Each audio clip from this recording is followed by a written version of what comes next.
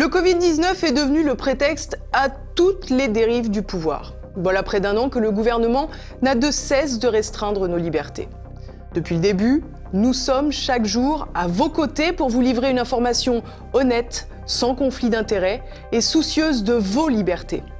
Cette semaine, le Premier ministre a proposé un projet de loi pour institutionnaliser l'état d'urgence. Les objectifs n'ont jamais été aussi clairs. Contraindre les Français à obéir, accepter l'isolement, le confinement, la domestication et même bientôt la vaccination, enfin la thérapie génique, sur laquelle nous n'avons aucun recul. Face à ce pouvoir autoritaire, il nous faut frapper plus fort. Grâce à votre soutien et bien sûr grâce à vos dons, vous pouvez renforcer TV Liberté. Car je dois vous le dire, à l'heure où je vous parle, le budget de l'an prochain n'est pas encore assuré.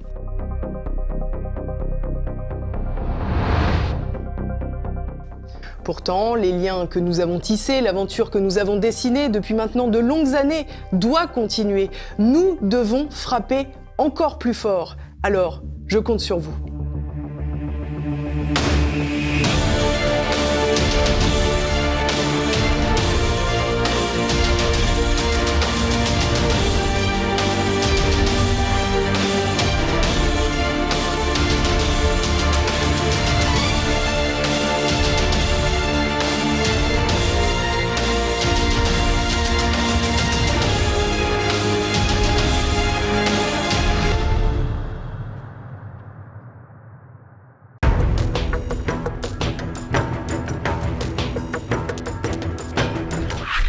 Bonjour à tous, bienvenue dans notre Zoom, aujourd'hui consacré au bonheur, un sujet rare. S'il en est, pour en parler, je reçois Nicolas Dilla. Bonjour monsieur. Bonjour.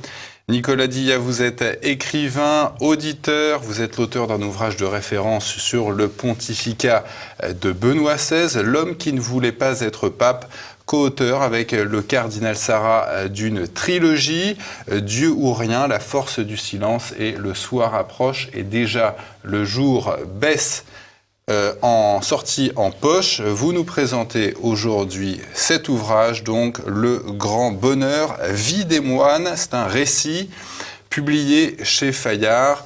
Le récit, comme je le disais, de votre immersion dans le monastère bénédictin de Font-Gombault dans l'Indre, de juin 2019 à juin 2020. Nicolas Dilla, pourquoi vous êtes retiré dans cette abbaye Notre-Dame de Font-Gombault ? Alors en fait, c'est une idée qui est née lors d'un précédent ouvrage qui s'appelait Un temps pour mourir. Qui précède le Grand Bonheur. Effectivement, le Grand Bonheur. Et dans ce livre, je m'étais intéressé à la mort des moines, à la maladie, aux derniers jours des moines, à la rencontre ultime. Et j'avais travaillé avec 8 monastères. J'avais beaucoup travaillé avec les pères infirmiers. Et parmi ces 8 monastères, il y avait Font-Gombault. Et j'avais été particulièrement impressionné lors de ce travail par d'abord une communauté très nombreuse, et puis tout simplement par la joie qui régnait dans ce monastère bénédictin. Et de cette joie que j'avais pu observer malgré un sujet difficile, la mort, est née effectivement cette envie d'approfondir spécifiquement la vie dans un seul monastère, ce que j'ai fait effectivement à partir de juin 2019. Alors on va parler évidemment de la vie de ces moines, on parlera à la fin de leur mort. Je vous cite pour commencer, Nicolas Dilla, le diktat moderne du bonheur, élevé au rang de dogme, est devenu si étouffant dans nos sociétés qu'il rend la vie triste. D'où vient cette course au bonheur, Nicolas Dilla ? Alors ça, effectivement, c'est une phrase du début du livre où j'essaye d'accompagner le lecteur pour lui faire comprendre que le bonheur que nous venons chercher dans un monastère n'a rien à voir, et que les moines eux-mêmes cherchent et qu'ils trouvent, n'a rien à voir avec ce que nous vivons, nous, dans la vie séculière, dans la vie moderne. Notre bonheur, hélas, aujourd'hui, d'où le mot de diktat, il est essentiellement matérialiste.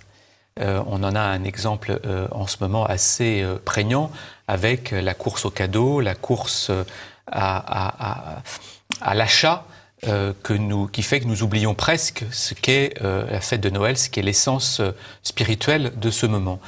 Et évidemment, le diktat de la consommation, le diktat du matérialisme, c'est quelque chose que le moine a totalement laissé derrière lui. pour une simple et bonne raison, c'est que tout simplement, il a tout abandonné. C'est le point de départ de sa vie religieuse, c'est-à-dire que c'est un homme qui laisse de côté toute sa vie antérieure, parfois même sa fiancée. J'ai rencontré des moines qui allaient se marier au moment même où la vocation est apparue et au moment où ils ont pris la décision de rentrer au monastère. Et d'ailleurs, vous liez ce diktat moderne du bonheur à ce qu'avait évoqué Joseph Ratzinger lors de sa venue, alors qu'il n'était que évêque. Cardinal, excusez-moi.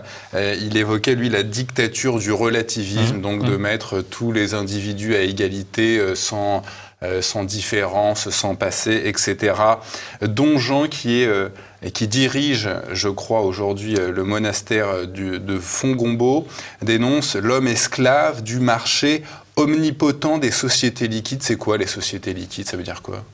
Alors, Don Jean, d'abord, c'est le père abbé de Fongombo, c'est donc le supérieur de la communauté. Les sociétés liquides, c'est l'inverse d'une vie en communauté.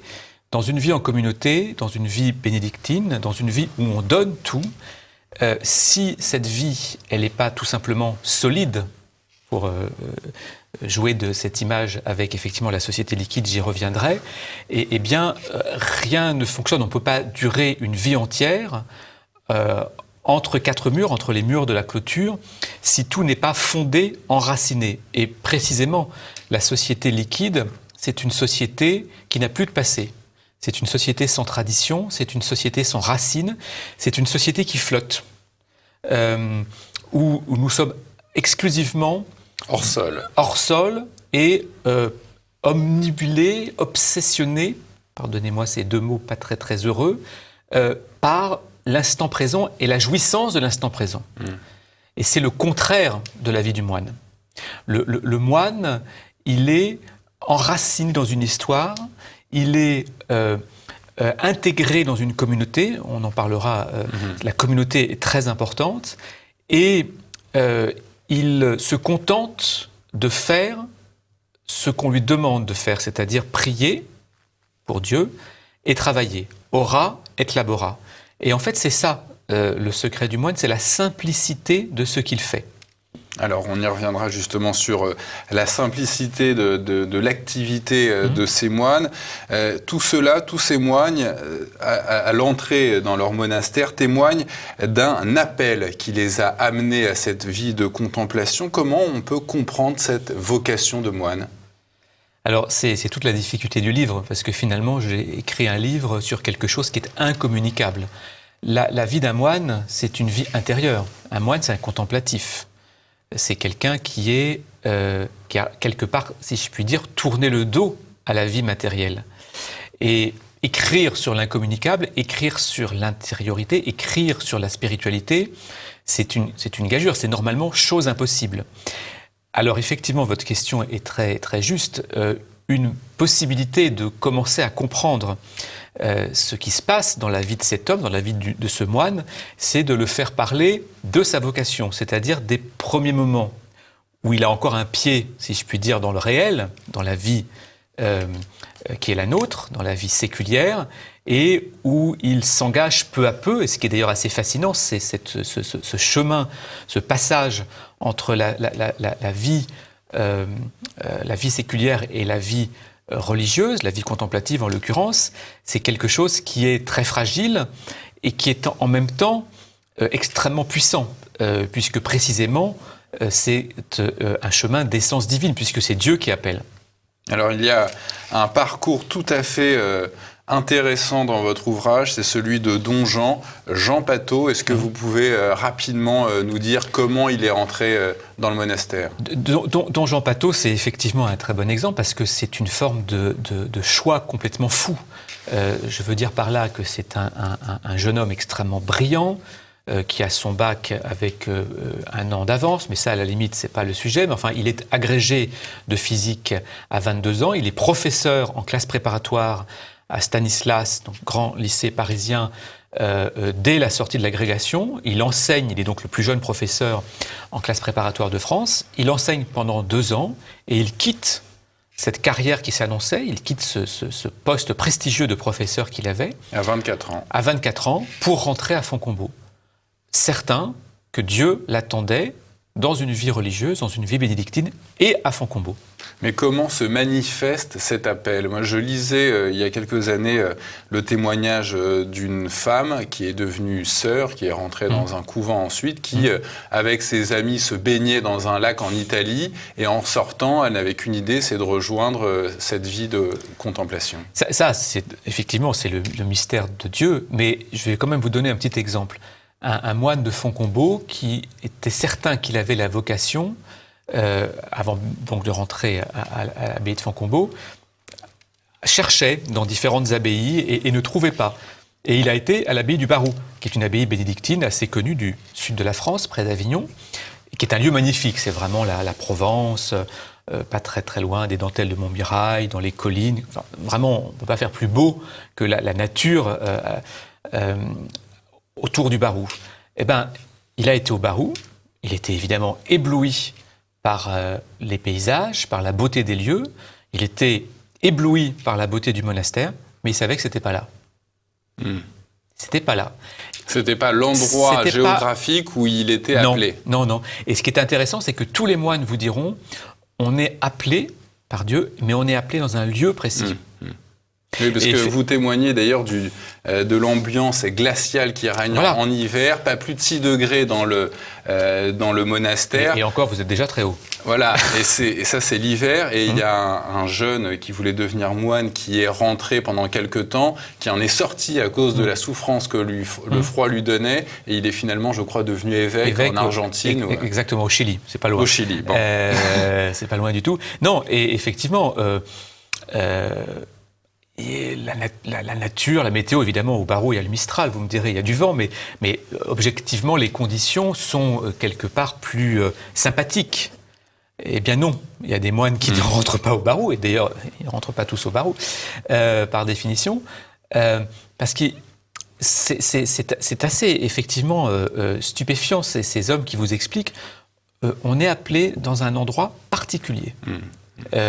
Et pour reprendre l'exemple que vous donniez, qui est effectivement aussi très intéressant, un jeune homme qui ne tient pas à Fontcombault parce qu'il souffre du froid, pour nous, ça montre qu'il n'est pas fait pour notre vie, et donc c'est parce qu'il n'a pas la vocation ici. Ce qui ne veut pas dire qu'il n'a pas la vocation tout court, puisqu'en l'occurrence, ce moine dont vous parlez, il est devenu évêque. Alors, vous parlez de cet ermite, le père Roger. Il explique, le plus dur, c'était les moments où Dieu ne parlait pas. Est-ce qu'il entendait réellement des voix, par exemple, comme Sainte Jeanne ? Alors, si je peux me permettre pour vos auditeurs, téléspectateurs, Fontcombault n'est pas un ermitage, oui. C'est une communauté bénédictine, donc ce sont des cénobites qui sont en communauté. Et en fait, il y a ce bénédictin qui, à un moment donné de sa vie, a considéré qu'il était fait pour une vie d'ermite, et il a demandé au père abbé de Fontcombault l'autorisation de se retirer dans des grottes qui se situent en face de l'abbaye, sur le bord de la Creuse, un endroit absolument glacial et encore plus hostile que ce que vous décriviez tout à l'heure des conditions hivernales. Donc c'est pas du tout la vie telle qu'elle se vit communément à Fontcombault. Je tiens à vous le dire parce qu'effectivement des personnes pourraient ne plus du tout comprendre de quoi on parle, mais effectivement cet ermite, par contre, il a bien été bénédictin, et d'ailleurs, il est ensuite retourné à l'abbaye, et il est mort il y a très peu de temps, et il est mort à l'abbaye entouré de ses frères. Et donc, effectivement, quand je l'ai interrogé à la toute fin de sa vie, je lui dis, mais finalement, est-ce que j'essayais de comprendre comment est-ce qu'on pouvait supporter la difficulté, la solitude, et puis ces conditions matérielles absolument insensées. Et il a eu cette réponse qui était à rebours de tout ce que j'attendais, et où effectivement il m'a dit, mais c'est pas ça le plus difficile. Le plus difficile, c'est quand Dieu ne parle pas. Et il ne m'a pas dit, pour répondre, et j'espère ne pas vous décevoir, il ne m'a pas dit s'il avait des voies particulières. En tout cas, ce que je peux dire, c'est que vivre dans les conditions matérielles où il vivait, et que j'ai vu la grotte où il habitait, et puis ce que je décris dans le livre, c'est ces conditions incroyables où il devait mettre les livres, les vieux livres, parce qu'en plus il était très érudit, il apprenait tout un tas de langues, et il devait mettre les livres dans des Tupperware pour ne pas qu'ils prennent l'humidité l'hiver, enfin une série de conditions absolument incroyables. Il faut vraiment être avec Dieu. Alors le premier secret le secret du bonheur de ces moines, dites-vous Nicolas Diaz, c'est la discrétion. Alors pour vivre heureux, vivons cachés, c'est ça ? En tout cas, ce sont des hommes qui ne demandent absolument pas à être sur le devant de la scène. Ce livre, par exemple, ils l'ont accepté de façon assez exceptionnelle. Ils ont accepté ce que je les suive, à ce que je sois avec eux, mais ils ne sont pas là pour qu'on parle d'eux. Ce n'est pas leur vocation. Leur vocation, c'est précisément une vie cachée. En fait, cachés, mais on peut tout à fait les trouver, rentrer dans le monastère et être accueillis. On peut rentrer dans le monastère en retrait, jusqu'à une certaine limite. On rentre dans l'abbatiale. Si on est retraitant, mais ce qui n'est pas le cas de tout le monde, on a accès au réfectoire le midi, mais on ne pénètre pas, par exemple, dans les lieux de clôture. D'accord. Non, l'essence de leur vie est justement être... C'est ce qu'on appelle la fuga mundi dans la tradition spirituelle bénédictine, c'est-à-dire la fuite du monde. Et ce n'est pas une fuite parce qu'ils n'aiment pas le monde ou qu'ils veulent s'en détourner. C'est une fuite... D'ailleurs, si on désire être moine pour fuir le monde, vous pouvez être certain que la vocation n'ira pas très loin. Très vite, les choses ne se passeront pas bien parce que la vocation, c'est la recherche de Dieu. Et c'est qu'ils ont pris conscience que le mal est dans le monde. Et donc, pour échapper au mal, quelque part, ils se retirent du monde ? Je ne dirais pas ça. Je ne pense pas que c'est une question de fuite d'une réalité mauvaise. Je pense qu'il faut retourner les choses et de comprendre leur vocation que à l'aune de la recherche de Dieu. Alors, vous évoquez... C'est-à-dire la recherche du bien. La valeur, le silence comme règle d'or dans le monastère. Pourquoi le silence, c'est si important ? Oui, alors, ça rejoint un peu votre question précédente. Donc, on ne fuit pas le mal, et le silence, c'est la même chose. Il ne faut pas imaginer une recherche du silence pour le silence. C'est la même chose.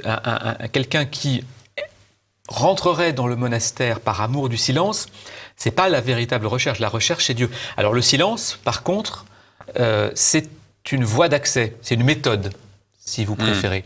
C'est-à-dire que c'est par le silence, et tous les grands maîtres spirituels l'enseignent, ce n'est pas propre aux bénédictins, c'est une grande tradition et qui remonte aux origines de l'Église, aux pères du désert, par définition, et à ceux d'ailleurs, à ces pères qui ont inspiré Saint Benoît lui-même, donc Saint Benoît fondateur évidemment des bénédictins. Cette recherche du silence, elle est de façon immémoriale dans toute la tradition de l'Église, conçue et théorisée, si je puis dire, comme la meilleure manière d'écouter la voix de Dieu en nous. C'est ce que disent d'ailleurs les pères du désert. Puisque alors, Dieu est silence. Il y a aussi ce quotidien immuable que vous décrivez tout au long de ce récit, détaché des affaires terrestres. Chaque moine a sa place, ses activités. Vous dites, le changement est factice, la monotonie, une méthode. Alors qu'apporte cette vie réglée comme du papier à musique ? Alors, la monotonie d'une méthode, c'est un peu une formule que j'ai voulu effectivement employer pour bien faire comprendre aux lecteurs qu'il faut se détacher d'une vision romantique. Parce que quand on fait une retraite ou quand on fait un petit séjour dans une abbaye, tout semble extraordinaire. Mais le moine, il faut imaginer que ce que nous vivons quand on va quelques instants voir une communauté, voir un monastère, il le vit tous les jours de sa vie. C'est-à-dire que tous les jours, ce sont les mêmes offices. C'est une répétition à l'infini. Chaque jour, chaque semaine, chaque mois, chaque an, ce sont les mêmes offices. Inlassables. Inlassables. C'est le même rythme, c'est les mêmes horaires. Le soir, c'est le même coucher. On se lève tous les matins à 4h30, ainsi de suite. Et donc, c'est effectivement dans cette monotonie que le moine cherche à se dépouiller pour être le plus transparent possible, finalement. Et là encore, ce n'est pas la transparence pour la transparence, c'est la transparence pour mieux chercher Dieu. Oui, justement, vous évoquez une messe pour la nativité de Saint Jean-Baptiste. Le texte incite à l'humilité, dites-vous, à l'abaissement jusqu'à l'oubli de soi. Pourquoi faut-il aller si loin, l'abaissement ? Alors ça, c'était vraiment dû à cette journée particulière que j'ai vécue, où il faisait un froid de gueux, et il faisait également très froid dans l'abbatiale. C'était une fête importante, c'est l'Épiphanie, hein, c'est donc la marche des rois mages, et il n'y avait personne dans l'abbatiale. Il y avait une liturgie d'une beauté sublime. Les moines déployaient un faste, si je puis dire, liturgique incroyable, et il n'y avait personne. Il faisait très très froid, donc à l'évidence, les moines auraient vraiment été mieux au chaud, et c'était très très beau parce que finalement on comprenait à quel point il faisait ça que pour Dieu. Il n'y avait rien d'autre. J'étais le seul. C'était début janvier évidemment puisque c'était l'Épiphanie. Et cet abaissement, c'est ce moine qui fait tout pour Dieu et qui fait rien pour lui et rien pour les autres. C'est uniquement tendu vers les réalités d'en haut. Redevenir un enfant. Je ne sais pas si c'est vous qui l'écrivez ou si c'est un moine, mais ce besoin de retourner à la simplicité de l'enfance.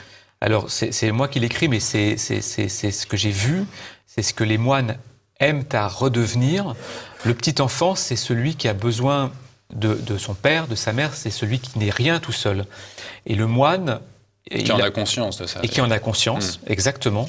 C'est très juste. Et le moine est exactement cela. C'est-à-dire qu'il a tout laissé, tout abandonné, et il n'est plus rien sans sa communauté, sans son père abbé, et sans sa recherche de Dieu. Et donc, du coup, cette forme de simplification conduit effectivement à un esprit d'enfance, c'est-à-dire un esprit de pureté. Et vous expliquez très bien, Nicolas Dillat, comment ces moines, en réalité, ne recherchent pas le bonheur. Vous dites, il faut tout désapprendre, l'amour de la liberté, l'égoïsme, en réalité, pour atteindre ce bonheur, il faut, limite, prendre toutes les recettes qu'on pourrait connaître et les inverser. Enfin, en fait, il faut ne pas faire ce qu'on pense être bon pour atteindre le bonheur. Voilà, c'est exactement ça. Une fois, j'ai interrogé le père abbé émérite de Fontcombault, qui est décédé il y a très peu de temps, que beaucoup de personnes connaissent, qui s'appelait Don Antoine Forgeot. Et je lui ai dit, mais comment est-ce que le moine fait-il lorsqu'il sent que sa prière est fragile ou qu'elle est plus difficile ? Parce qu'il y a l'usure du temps, l'usure d'une journée particulière, que des choses ne vont pas. Et il a eu cette réponse absolument magnifique. Il m'a dit, mais en fait, le moine est le plus mauvais juge de sa propre prière. C'est-à-dire que si il considère que sa prière est mauvaise, il peut quasiment être certain qu'en fait elle est très bonne. Et si à l'inverse, il considère que sa prière est bonne, il peut être tout aussi certain qu'en fait elle est très mauvaise. Le moine est le plus mauvais juge de sa prière. Le seul juge de sa prière, c'est Dieu. Et vous dites que quand on prie, on a l'assurance d'être regardé et aimé. Ça, c'est pas moi qui le dis, c'est eux qui le disent en chœur. Il y a aussi cette règle de Saint Benoît, il faut avoir tous les jours la mort présente devant les yeux. Pourquoi le moine doit-il avoir ce rapport permanent à la mort ? Alors, c'est pas une recherche de la mort. Hein. Le moine n'est pas...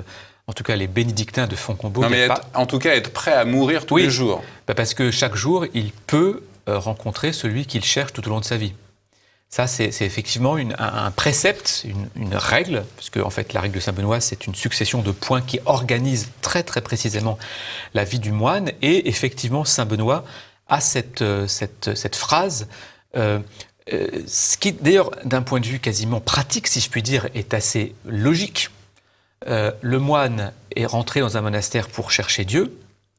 Il est à peu près évident que chaque jour, il doit s'apprêter à le rencontrer comme on a envie de rencontrer quelqu'un qu'on cherche. Vous avez forcément envie de rencontrer vos amis. Le moine, c'est Dieu qu'il cherche. Il a abandonné ses amis. Il a abandonné jusqu'à ses parents.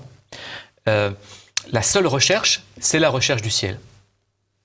Et vous avez, vous écrivez, vous reprenez cette citation de Pascal que je trouve absolument géniale. Tout le malheur des hommes vient d'une seule chose, qui est de ne pas savoir demeurer en repos dans une chambre.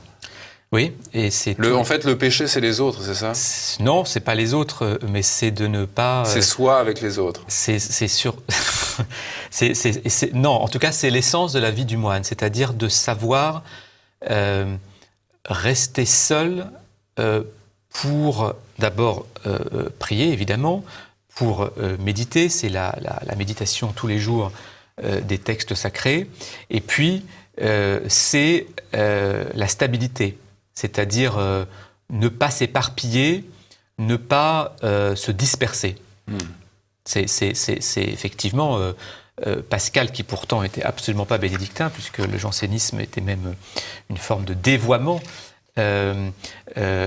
Pascal avait compris ça. Et effectivement, on en a beaucoup parlé avec les moines, parce que c'est ce que nous vivons. Le moine est un confiné volontaire. Sauf que il est parfaitement libre. Le moine peut sortir du monastère comme il le veut, s'il souhaite quitter cette vie. C'est toute la différence avec ce que nous vivons en ce moment. Nous sommes des confinés très peu volontaires. Le moine, lui, il est profondément heureux de sa vie. Et d'ailleurs, vous avez vécu le confinement, en tout cas, la sortie du confinement. La sortie du confinement dans le monastère avec les moines. Peut-être on a encore le temps, Nicolas Dillat, je voulais vous interroger sur le chant grégorien. Et il y a un moine qui explique que le diable n'aime pas le chant grégorien. Alors, pourquoi le diable n'aimerait pas le chant grégorien ? Je pense que si je comprends bien cette phrase qu'effectivement je cite, c'est parce que le chant grégorien, c'est l'expression la plus aboutie dans la vie liturgique de l'Église, du beau, et ce beau s'obtient par une très très très grande dépouillement. Oui, enfin c'est une histoire. Le grégorien, c'est un chant qui a traversé les siècles. C'est un chant d'ailleurs qui a beaucoup évolué. Mais pour revenir à la citation, que les téléspectateurs comprennent bien, c'est je crois ce qu'il veut. Je suis même certain, ce qu'il veut mettre en avant, c'est la beauté qui rejoint Dieu. La beauté, l'ordre. Il explique que le diable aimerait une musique cacophonique. Oui, parce que la cacophonie, c'est pas forcément très très beau. En tout cas, quand on aime le grégorien, on n'est pas très amoureux de la cacophonie. Nicolas Dillat, vous êtes donc l'auteur de ce dernier livre, Le Grand Bonheur, Vie des moines, que nos téléspectateurs peuvent retrouver sur la boutique officielle de TV Liberté. C'est publié chez Fayard. Merci Nicolas Dillat d'être venu sur le plateau de TV Liberté. Merci à vous.